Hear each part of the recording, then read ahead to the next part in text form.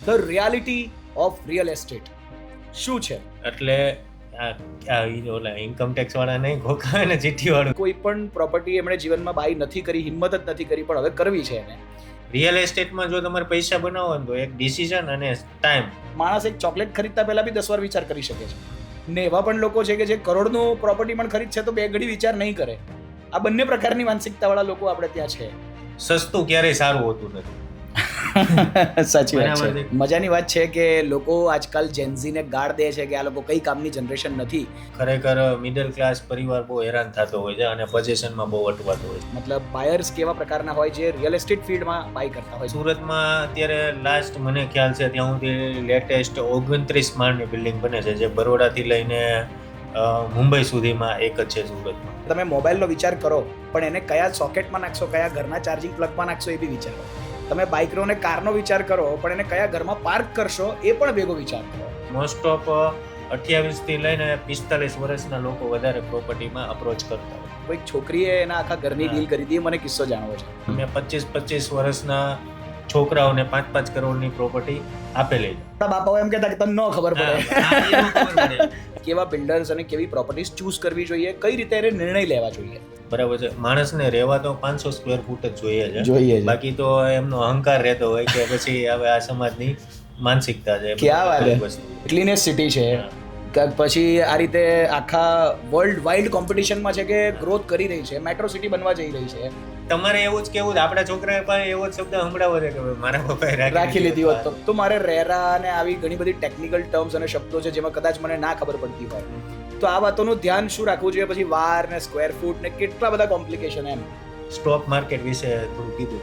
ગવર્મેન્ટના stock લઈ લો, હા બરાબર છે. તમે પછી એનું રિઝલ્ટ જોયું.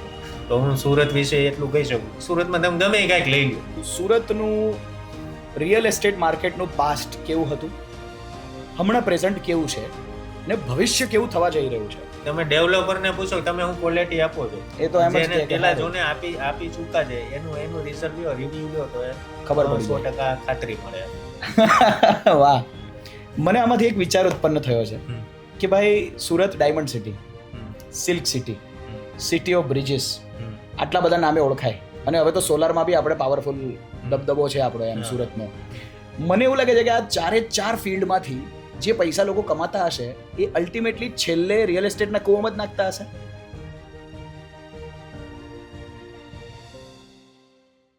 હું નાનો હતો ત્યારથી એક વિચાર કરતો કે આ રિયલ એસ્ટેટ શું કામ કહેવાતું હશે? રિયલ ના હોય તો શું ફેક એસ્ટેટ પણ હોતું હશે? આવા બધા વિચારોથી હું મોટો થયો ને જ્યારે પોતે કોઈ રિયલ એસ્ટેટ પ્રોપર્ટી લીધી ત્યારે સમજ પડી કે આ દુનિયા તો બહુ મોટી છે ભાઈ. આમાં તો જેટલું જાણો એટલું ઓછું ને સમય જતાં કંઈક ને કંઈક નવું આવતું જ જાય છે. પણ તોય મજાની વાત છે, રિયલ એસ્ટેટ આપણા ધર્મની જેમ સનાતન છે, ચાલતું જ આવે છે ને હંમેશા ચાલતું રહેશે.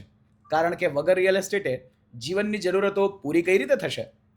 તો આ જરૂરતો પૂરી કરવા માટે આપણી પાસે આપણી આજુબાજુમાં સુરતની અંદર એવા ઘણા વ્યક્તિઓ છે કે જે તમારી આ જરૂરતો ચૂટકીમાં પૂરી કરી આપી શકે છે. પણ મુદ્દો છે કે તમે રાઈટ રસ્તેથી જાઓ છો કે ખોટા. કારણ કે મંજિલ કરતાં વધારે રસ્તો મહત્વનો હોય છે. જ્યારે તમે રસ્તો પાર કરી રહ્યા હોવ ત્યારે ઘણી બધી પરિસ્થિતિઓથી નીકળતા હોવ ને છેલ્લે જઈને તમે મંજિલે પહોંચતા હો. મારી સાથે આજે એક એવી પર્સનાલિટી છે કે જેમણે એમના જીવનમાં અદ્ભુતથી અદ્ભુત અનુભવો મેળવ્યા. એકથી એક ફિલ્ડમાં એમણે કમાલ કરી બતાવી અને જ્યારે એમણે રિયલ એસ્ટેટ ફિલ્ડને ચૂઝ કરી અને માર્કેટમાં એન્ટર થયા ત્યારથી લઈને આજ સુધી જે પણ બિલ્ડર્સ સાથે એમણે કામ કર્યા હોય કે જે પણ કસ્ટમરે એમના થ્રુ કોઈ પ્રોપર્ટી ખરીદી હોય એ હંમેશા માટે એમના થઈ ગયા છે. અને એમનું તમે નામ સાંભળો તો તમને ખબર પડી જાય કે સુરતના આપણા પોતાના GJ05 રિયલ એસ્ટેટના મયુરભાઈ હિરપરા સાહેબ મારી સાથે ઉપસ્થિત છે. તો સર કેમ છો? બસ મજામાં. વાહ, welcome to the show sir. Okay. હવે આ રિયલ એસ્ટેટની જે વાત છે એને લઈને એક એવો પ્રશ્ન સળગતો કે the reality of real estate શું છે? મતલબ સુરતની રિયાલિટી શું છે કે સુરતની અંદર ફક્ત સારા જ અનુભવો થાય એવું જરૂરી છે કે પછી કોઈ એવો કડવો અનુભવ પણ લોકોને થઈ શકે? રિયલ એસ્ટેટ એટલે ટ્રસ્ટની વસ્તુ થઈ ગઈ છે. Right. તમારું શું વિઝન છે રિયલ એસ્ટેટ માટે એના ઉપર ડિપેન્ડ કરે. અમુક લોકો જો ઘર ગોતતા હોય છે, જી બરાબર છે. અમુક લોકો ઇન્વેસ્ટમેન્ટ પ્રોપર્ટી ગોતતા હોય છે. જી અમુક તો વિઝન અલગ થઈ ગયા. ઘર માટે તમારું થિંકિંગ અલગ થાય, ઇન્વેસ્ટમેન્ટ માટે અલગ થાય. તો પેલો પોઈન્ટ એ ડિપેન્ડ કરે કે તમે શું લેવા માંગો છો. ઘર લેવા માંગો છો કે પ્રોપર્ટી લેવો? રાઈટ. પણ ઘણીવાર એવું ના થાય કે ઘાટ કરતા ગળામણ મોંઘી પડી જાય, કોઈક એવી જગ્યાએ માણસ ફસાઈ જાય કે લેવા ગયો હોય કંઈક સારું અને અટવાય, તો એવી કોઈ પરિસ્થિતિઓ સુરતમાં ના. માર્કેટમાં છે ખરી? નહીં, જો કે સુરતના ડેવલપરો છે એ તો ટ્રાન્સપરન્ટ છે અને સુરત આખું રિયલ એસ્ટેટ એક ભરોસા ઉપર હાલે. ક્યાં વાત સુરતમાં બધા બિઝનેસ છે મોસ્ટ ઓફ, એક કાપડ છે, એક ડાયમંડ છે અને રિયલ એસ્ટેટ, બરાબર છે, બધા ચિઠ્ઠી ઉપર ચાલે. સાચી વાત બરાબર છે. છે, ચિઠ્ઠીમાં લખી દીધું એટલે ઓકે, હા. બરાબર છે. કોઈ પણ કીધું કે ભાઈ આ વીરભાઈ છે કે આ પ્રોપર્ટી છે કે XYZ, તો એ ચિઠ્ઠી લખી દીધી એટલે એ પ્રોપર્ટી એમની થઈ ગઈ. રાઈટ. બરાબર છે.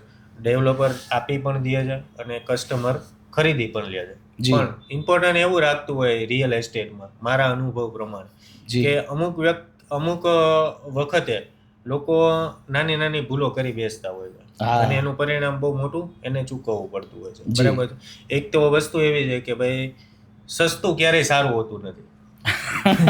સાચી વાત બરાબર છે. છે કે ભાઈ કોઈ પણ એરિયા છે, દાખલા તરીકે હું વરાછામાં કામ કરું છું, તો વરાછામાં અમુક એરિયા હોય કે ભાઈ એની 3500 થી 4000 ની રેન્જ ચાલતી હોય પર સ્ક્વેર ફૂટ. જી જી જી. બરાબર છે.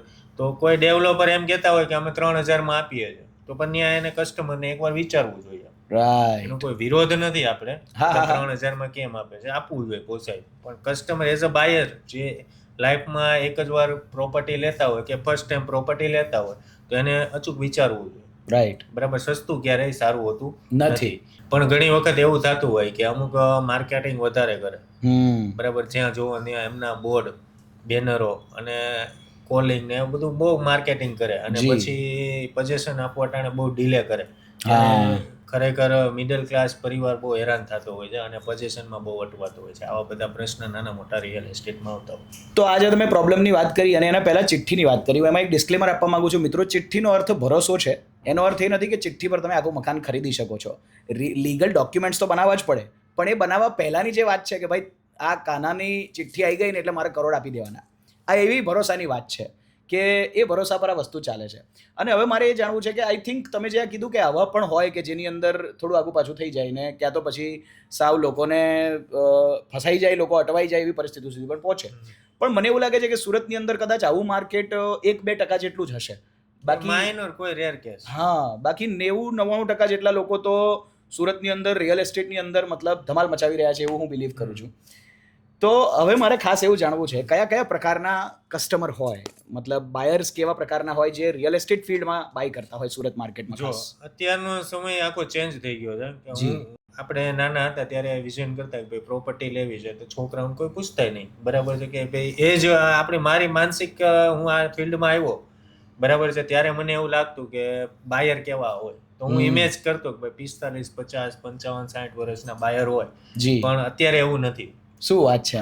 અત્યારે ફાસ્ટ જમાનો ચાલે છે અને હું એવા ઘણા બાયરો મારી પાસે છે કે જે મારા અત્યારે એઝ અ 31 ચાલે છે, પણ મેં 25 વર્ષના છોકરાઓને 5-5 કરોડની પ્રોપર્ટી આપેલી છે.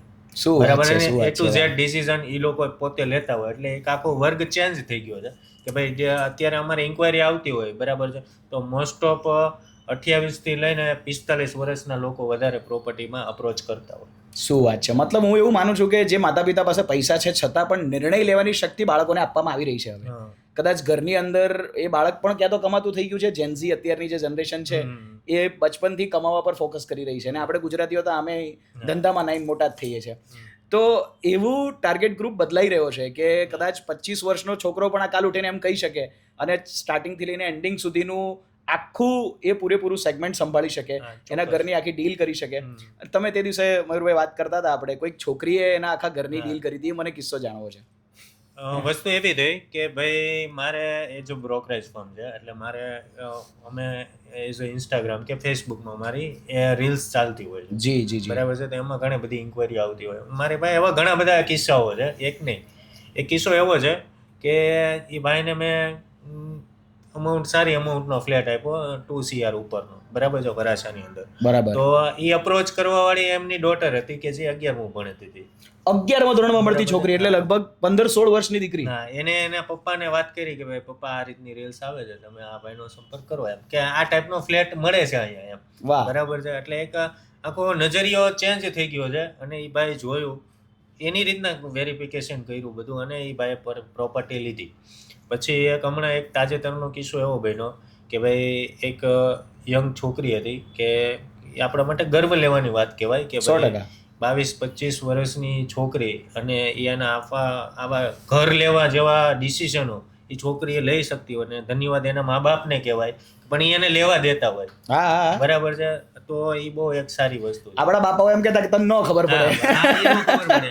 અને પણ હવેના એને જોયું. હવેના પપ્પા અલગ વાત કરે હા, છે કે બેટા તું જો. હા, ડીલ કરવા બેઠા ને તો ડેવલપર હતા અને એ આખું ફેમિલી હતું પણ એ છોકરી સિવાય કોઈને કાંઈ બોલવા પણ નહીં, નહીં. આખી ડીલ એ છોકરીએ કરી. A to Z deal. 21-22 વર્ષની છોકરી. હા, 22 વર્ષની છોકરી. ક્યાં વાત છે, મતલબ નોલેજનો ભાર વધી રહ્યો છે હવે ઉંમર કરતા બી. 100% કે ઈ છોકરી છે ને એટલી હોશિયાર હતી કે એને એમના કોઈ રેફરન્સથી આખું વેરિફિકેશન કરાવી લીધું હતું પહેલેથી જ. બરાબર છે, ઓહ. અને ફાઇનલ ડીલ ક્લોઝ ઉપર આવી બરાબર છે ત્યારે મને એમની પાસે ફોન કરાવડાવ્યો. બરાબર છે કે ભાઈ તમે ત્યારે આ રીતની આપણે વાત થઈ હતી તો ઈ જ પ્રોપર્ટીની અત્યારે ચર્ચા થાય છે. બરાબર છે, એટલે ઈ લેવલ સુધીનું એને પ્લાનિંગ કરી લીધું હતું. ક્યાં વાત હે, ક્યાં વાત બરાબર, હે. અમે મળ્યા પહેલી વાર. બરાબર છે, હા. ત્યાં સુધી કોલમાં જ વાત થતી, મારા વિઝિટરોને વિઝિટ કરાવે એવું બધું કરે પણ જી. અમે કોઈ દી ફેસ ટુ ફેસ થયા નહોતા અને ડેવલપર એને ફેસ ટુ ફેસ થયા નહોતા. બરાબર, પહેલી જ વાર આવ્યા અને અગાઉ બધું પ્લાનિંગ કરી લીધું હતું અને સીધી ડીલ કરી અને ટોકન આપી દીધું. તો આ રીતનું અત્યારની જનરેશનનું કામકાજ છે અને એમાં એ હેપી છે. વાહ. બરાબર છે, મેં નેગોશિએટ કરી છે, ઘણી બધી ડીલો કરી છે પણ જો આવી છોકરી, હું પછી છોકરી નહીં કહું, હા. ભાઈ એવું ટેલેન્ટ હોય ને આ ફિલ્ડમાં આવે તો બહુ ઘણો બધો ગ્રોથ કરી શકે. ડેફિનેટ વાત છે. મજાની વાત છે કે લોકો આજકાલ જેન્ઝીને ગાળ દે છે કે આ લોકો કઈ કામની જનરેશન નથી, ને અમે મિલેનિયલ્સ એવું કહી રહ્યા છે કે જેન્ઝી જનરેશન ખરેખર આગળ વધવાની ક્ષમતાઓ રાખે છે કારણ કે એના મા બાપ મિલેનિયલ ક્યાં તો એના પહેલાવાળા છે અને જે સમજે છે કે બાળક પર ભરોસો કરી શકાય ને એને આગળ વધવા દઈ શકાય. તો બીજો એક વર્ગ એવો પણ છે કે જે વર્ગ પાસે ઘર છે, ક્યાં તો એને ઇન્વેસ્ટમેન્ટ કરવું છે, ક્યાં તો એના પાસે શોખ છે કે ભાઈ પૈસા પડ્યા છે તો ચાલો કંઈક ખરીદીએ. એ કેટેગરીના પણ કસ્ટમર્સ સુરતની અંદર ઘણા ખરા હશે હું વિચારું છું. ઘણા હવે એવું નથી કે લોકો ફર્સ્ટ વાર જ મકાન લેતા હોય છે કે એવું છે. મોસ્ટ ઓફ તમે નહીં માનો કે 45 થી 50 વર્ષની એજ હોય ને એ લોકો હવે commercial, rental income, weekend villa જેવી પ્રોપર્ટી વધારે બાય કરતા હોય છે અને એ તરફ વધારે આકર્ષિત થતા હોય. તો એનો મતલબ એ થાય કે એ લોકોને ઓલરેડી રેસિડેન્ટ પ્રોપર્ટી તો છે જ, પણ આ નેક્સ્ટ ઇન્વેસ્ટમેન્ટ પણ પ્રોપર્ટી સિવાય કરતા નથી. આ એક બેસ્ટ ઓપ્શન છે રિયલ એસ્ટેટ. શું વાત છે, વાહ. તો હવે મારો મેઇન પ્રશ્ન આવે છે કે બે પ્રકારના બાયરો આપણને જોઈ જ રહ્યા છે અત્યારે, જેમાંથી એક બાયર એવા છે કે જેને જીવનમાં એકાદ ઘર તો લેવું જ લેવું છે, એના જીવનનો ધ્યેય છે, આખા જીવનનો એક માત્ર ઉદ્દેશ્ય છે કે એક ઘર હોવું જોઈએ. અને બીજી એક કેટેગરી છે કે જે વિચારી રહી છે કે પૈસા છે ને હવે કશે ઇન્વેસ્ટ કરવા છે. તો આમાંથી જે પહેલી કેટેગરી છે જેને એકાદ ઘર લેવું છે એણે કઈ વાતોનું ધ્યાન રાખવું જોઈએ, કેવા બિલ્ડર્સ અને કેવી પ્રોપર્ટીઝ ચૂઝ કરવી જોઈએ, કઈ રીતે એને નિર્ણય લેવા જોઈએ ખરીદતા પહેલા? જો પહેલા તો એમને છે ને પોતાની રિક્વાયરમેન્ટ સમજવી જરૂરી છે કે ભાઈ મારે ખરેખર શું રિક્વાયરમેન્ટ છે. જી, બરાબર છે, મારે ફેમિલી મેમ્બર કેટલા છે, મારે શું રિક્વાયરમેન્ટની જરૂરિયાત છે. જો નાના બચ્ચા હોય એના ઘરમાં, બરાબર છે, 5, 7, 10 વર્ષના, તો એની બેઝિક રિક્વાયરમેન્ટ શું હોય? ભાઈ માર્કેટ છે, હોસ્પિટલ છે અને સ્કૂલ છે. બરાબર છે, આ એની એક રિક્વાયરમેન્ટ થઈ ગઈ એજ પ્રમાણે. પછી જેમના બચ્ચા મોટા થઈ ગયા છે કે મેરેજ યુવા અવસ્થામાં છે કે ભાઈ 18-20 વર્ષના છોકરા છે તો એની રિક્વાયરમેન્ટ અલગ હોય. બરાબર, આવનારા સમયમાં વધવાનું છે એક જગ્યાએ એકાદ ઘર, રૂમ એક્સ્ટ્રા. તો એ લોકો કઈ રીતના પ્લાનિંગ કરે એને બેસ્ટ વસ્તુ જોવાની. વાહ, તમે એક બહુ સરસ વાત કરી હમણાં આપણી ચર્ચા ચાલતી હતી ત્યારે કે માણસ તો કેટલા ફૂટમાં, શું હતું એ ડાયલોગ, કે આટલા જ ફૂટમાં રહે છે બાકી તો એનો. હા, એક વસ્તુ એવી છે કે જો અત્યારે બધું દેખાવાનો સમય ચાલી રહ્યો છે. 100%. કોઈ પણ 5000 સ્ક્વેર ફૂટનો ફ્લેટ લે, બરાબર છે, ઘરમાં 3 વ્યક્તિઓ હોય તો 3 વ્યક્તિઓ હોય તો એનો મતલબ એવો નથી કે એને 5000 સ્ક્વેર ફૂટની જરૂરિયાત છે. બરાબર છે, માણસને રહેવા તો 500 સ્ક્વેર ફૂટ જ જોઈએ છે. બાકી તો એમનો અહંકાર રહેતો હોય કે પછી હવે આ સમાજની માનસિકતા છે. ક્યાં વાત છે, વસ્તુ છે. આને બહુ મોટી વાત છે આ ખરેખર, કારણ કે 500 સ્ક્વેર ફીટથી વધારે માણસને આળોટવા માટે જરૂર નથી એમ, છતાં પણ એની પાસે એક ઘર છે અને જરૂરત કરતાં ઘણું મોટું, પણ મારા મમ્મી જેવી માનસિકતા હોય તો એ ના પાડે. કોણ સાફ કરશે? તું મથવાનો છે. એટલે જો અત્યારે બધી વસ્તુ કેવી છે કે લોકો અમુક, હું એમ નથી કહેતો 5000 સ્ક્વેર ફૂટનું ઘર ના લેવું જોઈએ, લેવું જ જોઈએ. હા, બરાબર છે, પણ ઈ અંદરથી આવે તો લેવું જોઈએ. બરાબર છે. સો બેસિકલી પોઈન્ટ એટલો જ છે કે જે માણસની જરૂરત 2 BHKની છે એને વધીને 2 કે 3 BHK સુધી જવું જોઈએ. 4 ને 5માં હાવ નહીં કરી દેવી જોઈએ, કારણ કે હવે જમાનો નથી રહ્યો કાંઈ સિરિયસલી કે હું જીવનમાં એક જ ઘર લઈશ એમ. હવેની જનરેશન એકથી વધારે ઘર લેવા માટે કેપેબલ બી છે, તૈયાર પણ છે, અને થોડું લાંબુ એવા વેમાં વિચારે પણ છે કે હજી એકાદ ઘર લેવાઈ જાય તો કેવું, કે એકાદ ઇન્વેસ્ટમેન્ટ માટે પ્રોપર્ટી લેવાય તો કેવું. જો ઘણી વખત આપણે કહેતા હોય ખબર છે કે ભાઈ આપણા પપ્પાએ પ્રોપર્ટી રાખી લીધી હોત તો સારું હતું, બરાબર છે. તો પછી તમારે એવું જ કેવું, આપણા છોકરાએ પણ એવો જ શબ્દ સંભળાવો છે કે ભાઈ મારા પપ્પાએ રાખી લીધી હોત તો, કારણ કે પ્રોપર્ટીમાં તો ગ્રોથ આવવાનો જ છે, આપણા છોકરાને બી એટલો જ મળશે. તમારું જો પ્રોપર્ટી વસ્તુ એવી છે કે તમે જો એક ધારો કે ભાઈ કરવી છે તો થાય બરાબર, બાકી વિચારવામાં તો નહીં થાય બરાબર છે. તમારી પાસે જે કાંઈ પણ છે કે ભાઈ મારી પાસે આટલું ફંડ છે બરાબર છે અને કરવી પડે એમ છે, ભાઈ એક શોખથી લેવી છે, ભાઈ લેવી છે જવાબદારી સમજીને તો એ લઈ શકે. બાકી એમ છે કે પછી કે હું 2-3 વર્ષ જાળવું પછી લઉં, પછી કોઈ 2-3 વર્ષ પૂરા થતા જ નથી, સિવાય કઈ નથી વધતું. અચ્છા, હવે જે બીજી કેટેગરી છે, બીજો વર્ગ છે કે જે લોકો ઘર રાખે બી છે અને બીજા ખરીદે બી છે, આમ તો એ ઘણું પ્રોપર્ટી વિશે જાણતા પણ હોય કારણ કે એમણે ઓલરેડી બીજી પ્રોપર્ટીઝ લીધી છે, છતાં જ્યારે કોઈ રિયલ એસ્ટેટમાં માનો કે મારે કંઈ લેવા જવું છે તો મારે રેરા અને આવી ઘણી બધી ટેકનિકલ ટર્મ્સ અને શબ્દો છે જેમાં કદાચ મને ના ખબર પડતી હોય, તો આ વાતોનું ધ્યાન શું રાખવું જોઈએ, પછી વાર ને સ્ક્વેર ફૂટ ને કેટલા બધા કોમ્પ્લિકેશન એમ. તો આ બધું સમજવા માટે પછી બિલ્ડર ખરેખર વિશ્વાસપાત્ર ખરો કે નહીં, કોઈ નવું તો નથી જે ફિલ્ડમાં ઉતર્યું છે, કે પછી એનો અનુભવ શું છે, કે પછી એની ક્વોલિટી કેવી છે, આ બધું કોઈ વ્યક્તિએ કેવી રીતે સમજવું. હા, જો એ તમારો મજાની વાત છે, મસ્તનો ટોપિક તમે પકડ્યો છે. કોઈ પણ મારા ફાધર છે 50 વર્ષની આજુબાજુમાં એજ હોય અને એને પ્રોપર્ટી લેવી છે, ભણતર નથી પણ ગણતર જાજુ છે, એ લોકો બેસ્ટ એવું કરે ચાલુ કે ભાઈ કોઈ પણ ડેવલપર છે XYZ કરીને ડેવલપર છે તો એનું પાસ્ટ શું છે એ તપાસી લે, બરાબર છે. અને જે અત્યારની જનરેશન એ નથી કરતી, બરાબર. અત્યારની જનરેશન એના જો દિખતા હે વો બિક જાતા હે, પેપર જોવે, ઓલું APF જોવે, એ બધું તો છે, બરાબર છે. પણ રિયલ એસ્ટેટ એટલે ટ્રસ્ટ થઈ ગયો કે ભાઈ જે ડેવલપર છે એને પાછળ શું આપ્યું છે, બરાબર. કે કોઈ પણ ડેવલપર છે કોઈ પણ વિસ્તારનો, અડાજણ હોય કે વેસુ હોય કે પીપલોદ હોય કે વરાછા હોય કે કતારગામ હોય, બરાબર છે. કોઈ પણ વિસ્તારનો ડેવલપર હોય કે એને જૂના 5 પ્રોજેક્ટ કેવા છે ત્યાં કલાક એને વિતાવી જોઈએ, તો એના કસ્ટમર છે, બરાબર છે, તો એને રૂબરૂ ફેસ ટુ ફેસ જોવું જોઈએ ને, બરાબર છે. તમે ડેવલપરને પૂછો તમે હું ક્વોલિટી આપો છો, એ તો એમ જ પેલા જોને આપી ચૂકા છે, એનું રિઝલ્ટ લ્યો, રિવ્યુ લ્યો તો ખબર પડી 100% ખાતરી મળે એમને. રાઈટ. એટલે તમારે બેસિકલી એનું પાસ્ટ ચેક કરવું જોઈએ, એના અનુભવ જોવા જોઈએ, જેનાથી તમને પણ અનુભવ થઈ શકે કે આ બિલ્ડર પર આગળ જઈને કોઈ તકલીફ નહીં પડે. 100%. વાહ, બહુ સારી વાત કીધી તમે કે એકદમ ઇઝી વે છે, મતલબ કદાચ એના જીવનના 2-4 કલાક વેસ્ટ થાય આમાં, પણ એ ઇન્વેસ્ટ કહેવાશે એક રીતે કે એને જો જાણી લીધું બરાબર એ બિલ્ડરના પાસ્ટ વિશે તો ભવિષ્યમાં એને ચિંતા નહીં કરવી પડે. સો હવે હું એક અલગ ટોપિક પર જવા માંગુ છું અને એક ઓવરઓલ રિવ્યૂ લેવા માંગુ છું. સુરતનું રિયલ એસ્ટેટ માર્કેટનું પાસ્ટ કેવું હતું, હમણાં પ્રેઝન્ટ કેવું છે ને ભવિષ્ય કેવું થવા જઈ રહ્યું છે. સૌથી પહેલાં હું પાસ્ટ વિશે જાણવા માંગીશ. તો પાસ્ટ વિશે તો આપણે એવી ઉંમર નથી કે હજી પાસ્ટ આપણે જાણતા હોય, પણ આપણે નજીકનું જોઈ લઈએ કે હું મારી દ્રષ્ટિએ જોઈ લઉં આથી 5 વર્ષ પહેલા સુરતના જે વિસ્તાર ઉપર આપણે ચા પાણી નાસ્તો કરતા તો ત્યાં અત્યારે શું છે, મોલ બની ગયા છે, મોલ છે કે XYZ કે આ દૂરના એરિયા તમે પકડો, બરાબર. જ્યાં 5 ની ચા પીતા ત્યાં આજે સ્ટારબક્સ પીએ છે 500 ની, ત્યાં લોકો સ્ટારબક્સ બની ગયો, તો એ ડેવલપિંગ એરિયા છે, ડેવલપ થઈ ગયું. એનો મતલબ એવો થાય કે રિયલ એસ્ટેટ સુરતનું પાવરફુલ ને ફાસ્ટ છે. પાસ્ટ એનો આવો રહ્યો. પ્રેઝન્ટ શું સિચ્યુએશન છે? પ્રેઝન્ટ પણ જો સુરતમાં અત્યારે 2 BHK થી માંડીને 6-7 BHK ના લક્ઝરિયસ પ્રોજેક્ટ બને છે, હાઈરાઇઝ બને છે. હા, તમે હાઈરાઇઝ ની વાત કરી, કેટલા હાઈરાઇઝ સુધી જઈ રહ્યું છે સુરતમાં અત્યારે? લાસ્ટ મને ખ્યાલ છે ત્યાં સુધી લેટેસ્ટ 29 માળની બિલ્ડિંગ બને છે, જે બરોડાથી લઈને મુંબઈ સુધીમાં એક જ છે સુરતમાં. શું વાત કરો છો? સુરતમાં આજ સુધી આટલી હાઈરાઇઝ બની નથી ને અચાનક હવે 29 માળ સુધી પહોંચવા માંડ્યા આપણે. તો ભવિષ્યમાં એવા ચાન્સ છે કે હજી માળ વધતા જાય? વધતા જશે. સુરતને એવી પરમિશન મળવાની છે. અચ્છા, હવે આ પાસ્ટ પ્રેઝન્ટ ફ્યુચર પર આપણે જ્યારે ચર્ચા કરીએ છીએ તો મારે ખાસ એ વાત પણ જાણવી છે કે જે ઇન્વેસ્ટરો છે કે જે રિયલ એસ્ટેટ માર્કેટમાં પોતાનો એક થોટ રાખે છે, એ માણસે સુરતને અત્યારે માર્કેટ તરીકે જોવું જોઈએ કે ભવિષ્યમાં સુરતનું કંઈક થશે એવું, કે પછી ભવિષ્ય માટે અત્યારે તૈયારી કરવી જોઈએ એમને?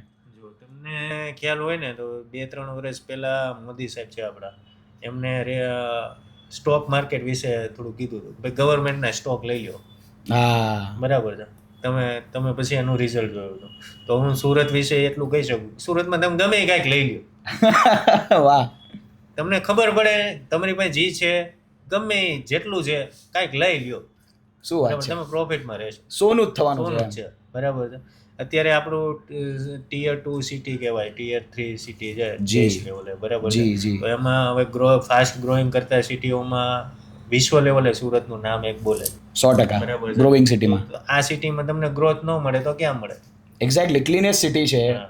કે પછી આ રીતે આખા વર્લ્ડ વાઇડ કોમ્પિટિશનમાં છે કે હા. ગ્રોથ કરી રહી છે મેટ્રો સિટી બનવા જઈ રહી છે ઓહ પ્લસ બાપરે. એસએમસી નો એટલો રિયલ એસ્ટેટમાં બહુ મોટો ફાળો ફાળો હોય છે. છે હમ. ઇન્ફ્રાસ્ટ્રક્ચર ડેવલપ કરી આપે Right. બરાબર સ્ટેટ ગવર્મેન્ટ બરાબર છે અને સેન્ટ્રલ ગવર્મેન્ટ આપણે મેટ્રો આપી જી બરાબર છે જી અને વિશ્વનું એટલે દેશનું સારામાં સારું રેલવે સ્ટેશન સુરતને આપ્યું.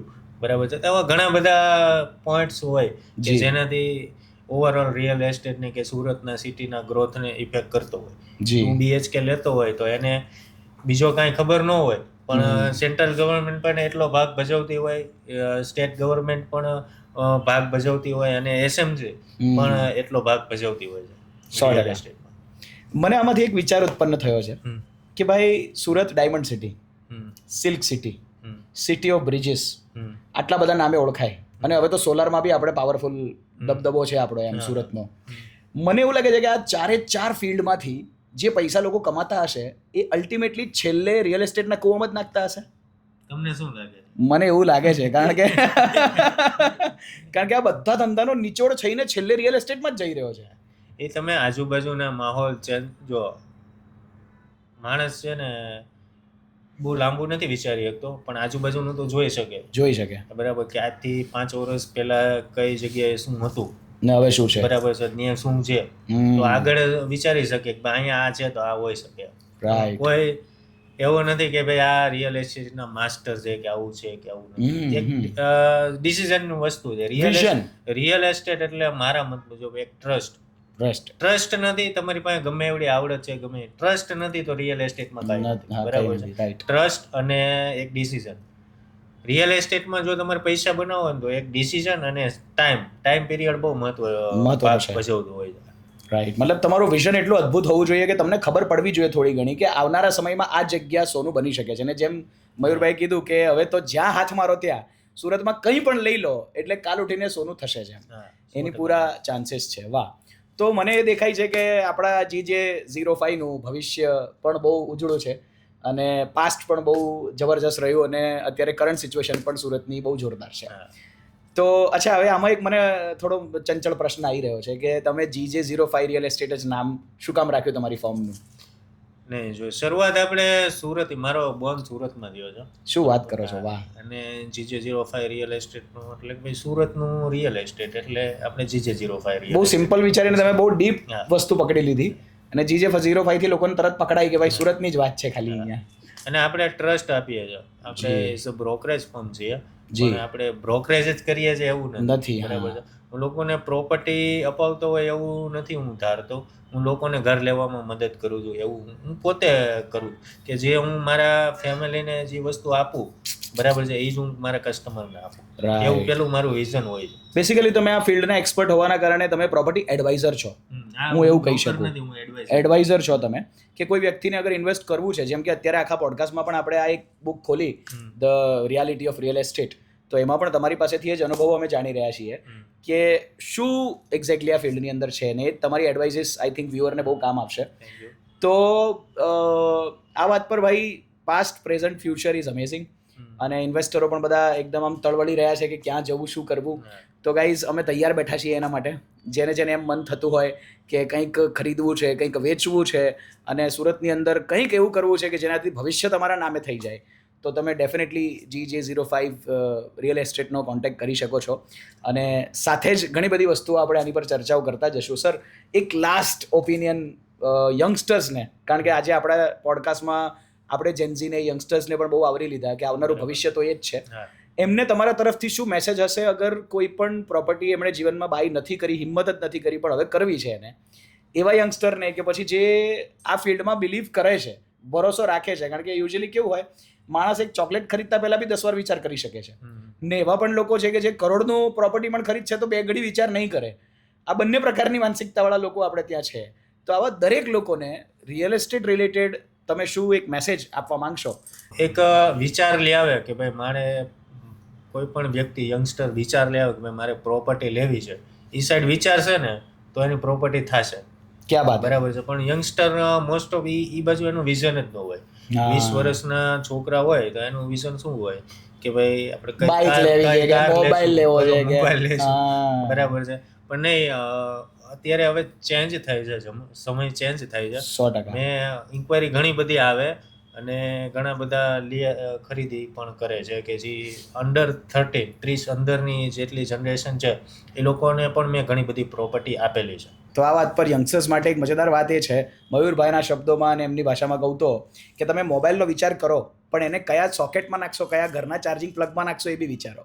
તમે બાઇકનો અને કારનો વિચાર કરો પણ એને કયા ઘરમાં પાર્ક કરશો એ પણ ભેગો વિચાર કરો. એટલે તમારા જીવનના જેટલા બી સપનાઓ છે એની સાથે ઘર કશેક જોડાયેલું હશે ને જો તમારા વિચારોમાં હશે તો એક દિવસ ડેફિનેટલી તમે એને મેળવી શકો છો. વિઝન જેટલું બને એટલું મોટું રાખો.